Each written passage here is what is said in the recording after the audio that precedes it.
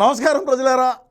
కనీ విని ఎరిగిన రీతిలో బిగ్ బ్రేకింగ్ న్యూస్ తెచ్చినాడు మీ అంతర్జాతీయ ప్రధాన కార్యదర్శి సీమరాజా. ఏందిరా అనుకుంటారేమో, 25,000 కిలోల డ్రగ్స్ పట్టుకున్నారు వైజాగ్లో. ఎక్కడి నుంచి వచ్చింది ఈ కథ, ఏంది ఈ మెహర్బానీ, ఏంది? కనీ విరగని ఎరిగిన రీతిలో ఎక్కడైనా సరే ప్రపంచంలో ఒకే రోజు ఒకే దగ్గర 25,000 కిలోల డ్రగ్స్ స్వాధీనం చేసుకున్నారంటే అది ఎక్కడి నుంచి వచ్చింది, దాని ఆలుమూలాలు ఏంది, అసలు ఎందుకు మన ఆంధ్ర రాష్ట్రంలో మన ప్రియతమ నేత జగన్మోహన్ రెడ్డి గారు వచ్చిన తర్వాతనే ఏ విధంగా జరిగింది అనేది ఒక్కసారి చూసుకున్నట్టయితే మనము విశాఖలో భారీగా డ్రగ్స్ 25,000 కిలోలు పట్టుకున్న సిబిఐ బ్రేకింగ్ న్యూస్ ఇదే నడుస్తుంది ఇప్పుడు ఆంధ్ర రాష్ట్రంలో. ఎక్కడి నుంచి వచ్చింది డ్రగ్స్, ఏ షిప్లో వచ్చింది, ఆ షిప్ ఎవరిది, ఏ దేశం నుంచి వచ్చింది, దేనికైతే 25,000 కిలోలు ఇక్కడ మనం డంప్ చేయాల్సి వచ్చింది. అది వైజాగ్లో ఉండేటువంటి ప్రజలు ఎంత ప్రశాంతంగా ఉంటారు, ఎంత సౌమ్యంగా ఉంటారు, వాళ్ళు ఎంత భయస్థులు, ఏ విధంగా మనసులను గౌరవిస్తారు.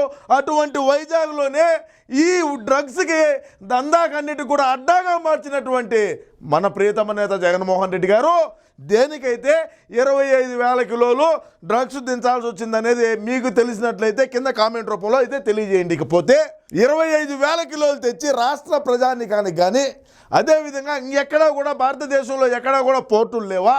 పోర్టులు ఉన్నప్పటికీ దేనికి వైజాగ్లోనే దించినారు. వైజాగ్ నుంచి ఈ డ్రగ్స్ అంతా కూడా ఎక్కడికి తరలించినారు, ఎవరి హస్తం ఉన్నది, ఏ మంత్రి హస్తం ఉన్నది, ఏ ఎంపీ హస్తం ఉన్నది? అసలు 25,000 కిలోలు అంటే మీరు ఒకసారి ఆలోచన చేసుకోండి.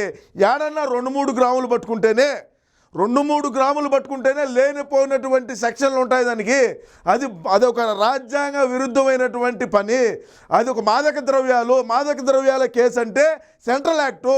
ఈ సెంట్రల్ యాక్ట్ ఈరోజు సిబిఐ వాళ్ళు ఎవరి మీద పెడతారు?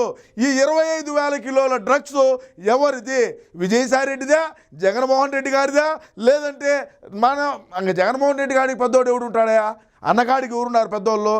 అన్నయ్య ఎవరిని తెప్పించినాడా? అంటే ఇప్పుడు ఎలక్షన్ ఖర్చులు ఉన్నాయి, ఎలక్షన్ రావాలా.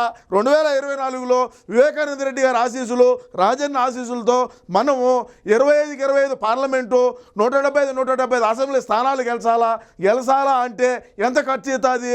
ఈ 25,000 కిలోలు ఏమన్నా అమ్ముకొని రాష్ట్రంలో ఎలక్షన్ జరిపిద్దామని ఏమన్నా ఏమన్నా ప్లాన్ చేసినాడా అనేది కూడా మీకు తెలుసుంటే కింద కామెంట్ రూపంలో అయితే తెలియజేయండి. ఇకపోతే రాష్ట్రంలో నేను పొద్దున కూడా మాట్లాడటం అయితే జరిగింది. ఈరోజు పొద్దునే దేశంలో ఎక్కడైనా సరే గంజాయి పట్టుబడితే దాని ఆలుమూలాలు ఎక్కడరా అంటే ఒక ఆంధ్రాలో వైజాగ్ ప్రాంతం అని చెప్తారు అందరూ కూడా. నేను ఒకనే కాదు, నేషనల్ మీడియా చెప్తాంది.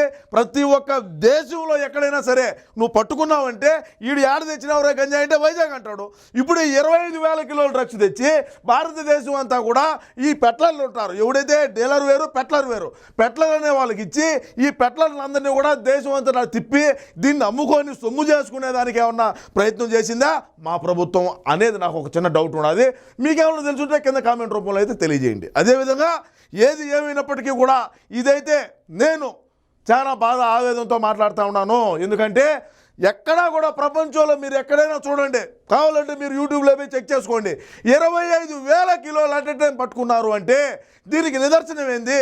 ఇది రాష్ట్రం ఎట్టబోతుంది, యాడికి తీసుకొని పోతున్నాడు మా అన్న?